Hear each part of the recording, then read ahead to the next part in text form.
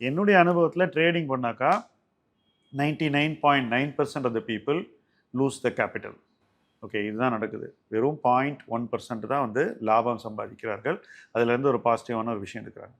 எல்லாருக்கும் என்ன தோணுதுன்னா, நான் அந்த 99.9ல் இருக்க மாட்டேன் அப்படின்றது. இது நம்மளுடைய பிளெயின் ஈகோ. மூட நம்பிக்கைன்னு சொல்லலாம். இல்லை, ஈகோ தான்.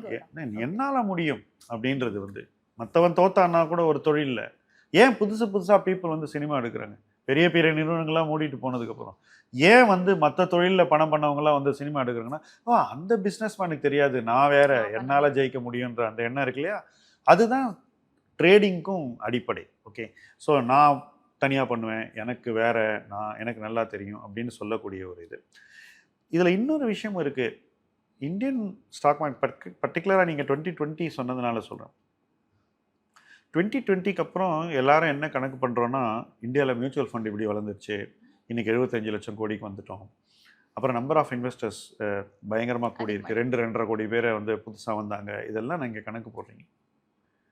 ஆனால் ஆக்சுவலாக நம்ம பார்க்க வேண்டிய ஸ்டாட்டிஸ்டிக், ஒரு ஆண்டில், ஒரு நிதி ஆண்டில் 1.5 லட்சம் கோடி ரூபாயை இந்திய முதலீட்டாளர்கள் F&O ட்ரேடிங் மூலமாக இழக்கக்கூடிய ஒரு மனநிலையை வெளிப்படுத்தியிருக்கிறார்கள்.